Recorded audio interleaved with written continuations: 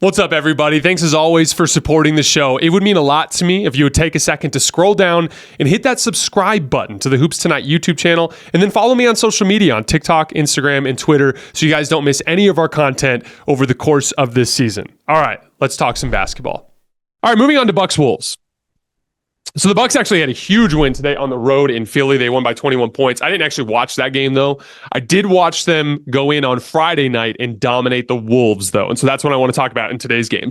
Or today's show. So they go on a huge run in the third quarter.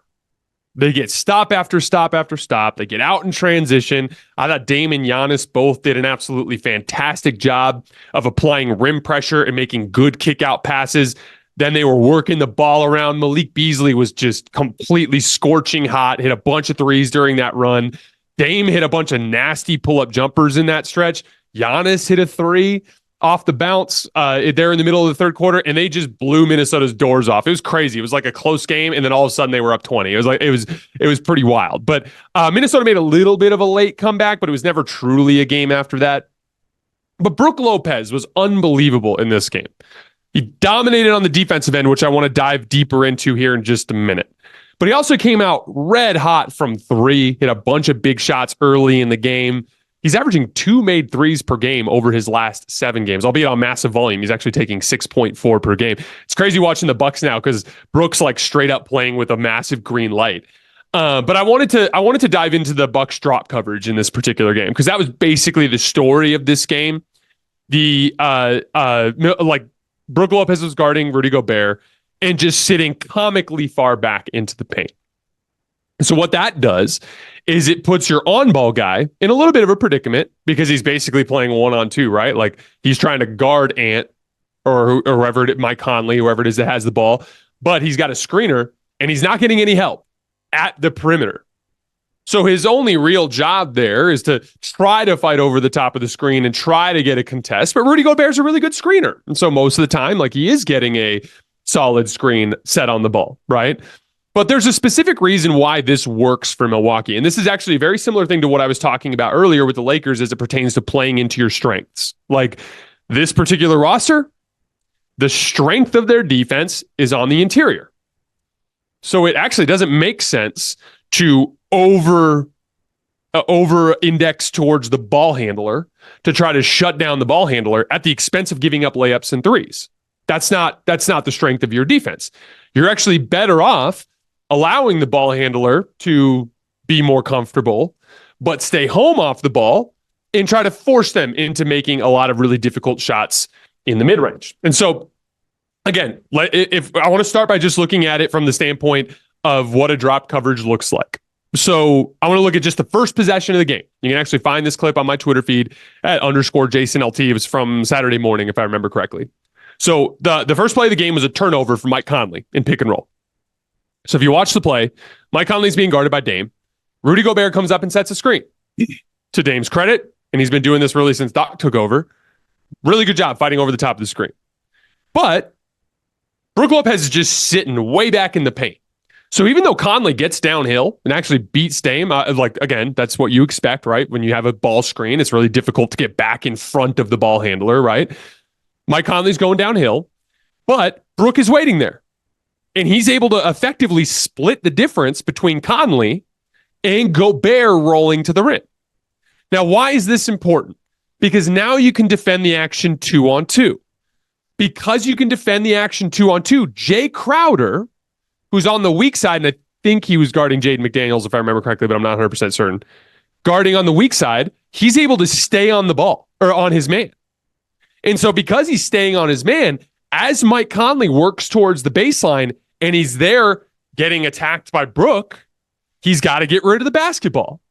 But now he doesn't have an outlet, because Jay Crowder doesn't have to help. If Brook is higher in his drop coverage, now Jay Crowder likely has to come over to help in the paint. But because Brook is back, Jay can stay out, which takes away those kick-out passes. That was basically the story of the game. The Bucks played Minnesota into their worst tendencies because they are not a very good shot-making team. They can make threes off the catch. They're a good catch-and-shoot team, But Anthony Edwards is a high volume pull-up shooter who's not particularly accurate. Mike Conley is an accurate pull-up shooter who's not particularly aggressive. And so as a result of that, it played Minnesota into their worst tendencies. And it was a lot of playing pick and roll as Brook sat back into the paint and guys missing pull-up shots and floaters. It was a lot of attacking in ISO while Brook is just sitting in the paint waiting. And for all the, a lot of criticism about Rudy Gobert over the years defensively is just inaccurate. And I've talked about that on the show before, so I'm not going to get into it. But where Rudy Gobert has struggled in the past is he's not enough of a threat offensively. Like, he can get a few offensive rebounds. He presents some vertical spacing, but he's not sharp enough when it comes to scoring on the roll. Like, he doesn't catch and finish super well. And so on offense, it can turn into a situation where Rudy can't actually make Brook pay enough for ignoring him. And that leads into a lot of their issues. And so I want to tie that back into two things. First of all, that is Milwaukee's best chance. They will never be an elite defense because they don't have the perimeter personnel to do so. But their pathway to defending as well as they possibly can, or well enough for them to get to the trophy, is that deep drop coverage, because it allows them to cover 2-on-2 and stay out of rotation. Essentially, taking away layups and taking away threes while conceding comfort and rhythm to the ball handler. The next question is which matchups will that work in? And this is where it becomes really interesting in the playoffs, because a team like New York, maybe Jalen Brunson will kill you, and maybe that's not going to work. A team like Miami, they've got a lot of guys like Duncan Robinson and Tyler Herro who can really do some damage if you chase over the top and they get some good screens from Bam Adebayo, right? Terry Rozier hasn't played super well yet, and then he got hurt, but we'll see in the long run whether or not Terry Rozier fits into that mold. But they're a team where drop coverage might be a little bit of an issue. But then you look at teams like Boston. Boston is the team where, man, you could really bait them into their worst tendencies by running a super deep drop, right? And so that's where I kind of look at it as matchup dependent. But even within the view of like a Miami matchup or a New York matchup, I still think that might be their best chance to win.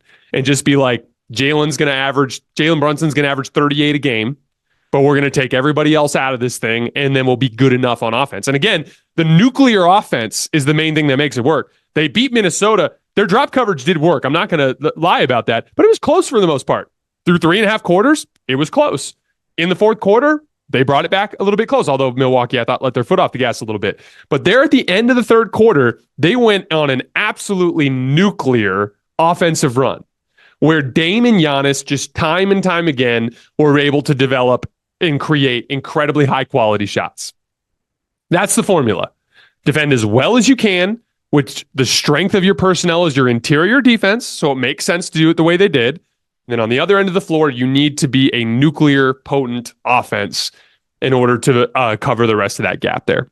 On the Wolves front, I was so disappointed in their offensive process in this game because they played right into Milwaukee's hands by spamming pick and roll and bad isolation basketball.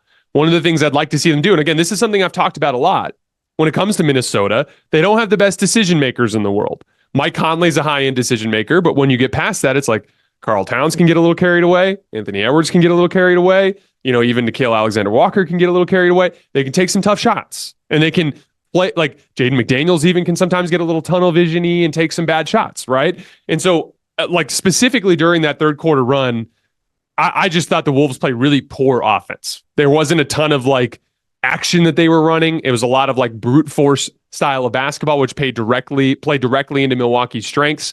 Again, in that situation, if you allow Milwaukee to sit back, you're going to have issues. But if you have more ball and player movement, you can have it be more likely that Brook Lopez has to direct attention elsewhere. And that's where you can maybe move him further out of the coverage, and maybe you can find more opportunities to generate higher quality offense. But that's going to be an issue with the Wolves. And that's been an issue for the Wolves throughout this season, is their ability to consistently execute in the half court on offense.